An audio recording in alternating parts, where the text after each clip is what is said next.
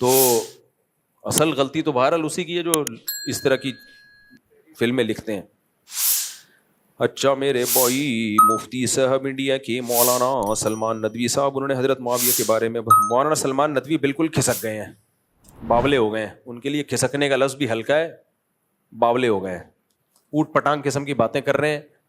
بعض لوگ ہوتے ہیں ان کے ماں باپ بڑے, والد دادا بہت بڑے بڑے علامے ہوتے ہیں, تو وہ سمجھتے ہیں کہ ہمیں علم میں پختگی کے بغیر ہی اس درجے کے عالم بن سکتے ہیں ہم, صرف ابا کی وجہ سے.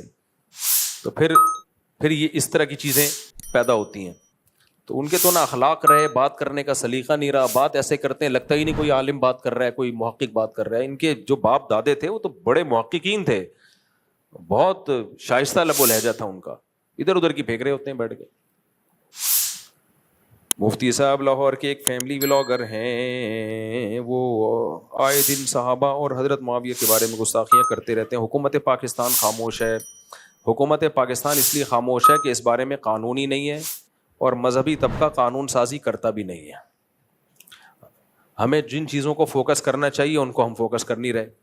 اب سینٹ سے بل پاس ہو گیا تھا کہ صحابہ کی گستاخی پر سزا ہوگی, وہ بل ابھی اسمبلی میں آیا نہیں تھا کہ شور شرابہ پہلے ہی کر دیا, مبارکبادیں, مٹھائیاں بانٹنا. بھائی پورا کام تو ہونے دو, چپکے سے پورا کام تو کر لو, پورا قانون تو پاس ہونے دو, پھر مٹھائیاں بانٹنا, پہلے ہی شور شرابہ ڈھشن ڈھشن یہ ہو گیا.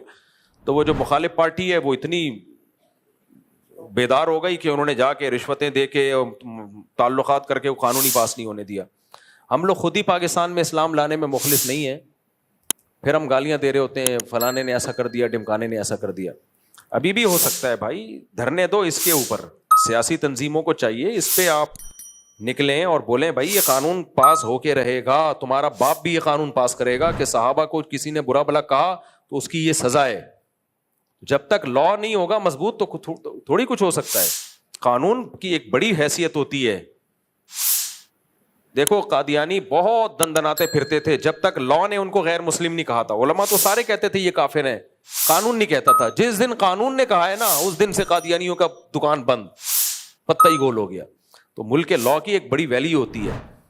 جس دن یہ لا مضبوط بن گیا کہ صحابہ کی گستاخی ایک جرم ہے اور اس پہ سزا ہے, سب چپ ہو جائیں گے. ورنہ ٹچے ہر 4 دن کے بعد کوئی نہ کوئی ٹچا اٹھتا ہے اور برا بلا کہتا ہے. اور ان کی اپنی حیثیت تو دیکھو, اپنی حیثیت ان لوگوں کی کیا ہوتی ہے. ان کی گھر میں کوئی نہیں سن رہا ہوتا. کہتے ہیں اسلام دین فطرت کے مطابق ہے, عین فطرت ہے. تو مفتی صاحب تو عورت کی فطرت میں سوکن نہیں ہے.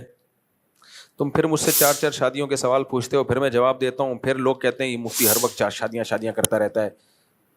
اس پہ کئی بار جواب دے چکا ہوں. دیکھو ہر وہ چیز جس سے آپ کو تکلیف ہو تو اس کا یہ مطلب نہیں ہوتا کہ وہ فطرت کے اگینسٹ ہے.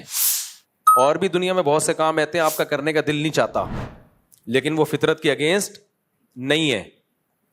فطرت کا حقیقی معنوں میں تعین اسلام کرتا ہے. اگر صرف عقل سے شروع کر دو نا تو مجھ سے سکھ ملے, ابھی کینیڈا میں گیا, وہاں سکھ بہت زیادہ ہیں, تو ان کی داڑیاں بہت لمبی, مونچھیں بھی, وہ تو سب جگہ کے بال رکھتے ہیں.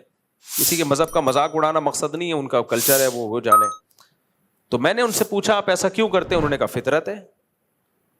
بال کیا ہے, فطرت ہے. تو وہ ایک ان کی دلیل ہے کہ اس میں زیر ناف بال بھی ہیں, وہ سارے بال ہی بال, کہتے ہیں بال کاٹنا فطرت کے خلاف ہے. اب اس پہ ڈیبیٹ ہو سکتی ہے لیکن کب تک بحث کرو گے. ہمارے پاس اسلام ہے, اسلام نے ہمیں ایک اعتدال کا راستہ بتایا کہ نہ سب جگہ کے بال رکھنا فطرت ہے, نہ سب جگہ کے بال کاٹنا فطرت ہے. مرد کو داڑھی کے بال رکھنا فطرت ہے, کاٹنا فطرت کے خلاف. مونچھیں بڑھانا فطرت کے خلاف, کاٹنا فطرت کے مطابق. بغلیں کاٹنا فطرت کے مطابق, بڑھانا فطرت کے خلاف. نبی صلی اللہ علیہ وسلم کی صحیح حدیث ہے 10 چیزیں پیغمبروں کی فطرت ہیں, اور پیغمبروں کی فطرت وہ اصل میں انسانوں کی اوریجنل فطرت ہوتی ہے.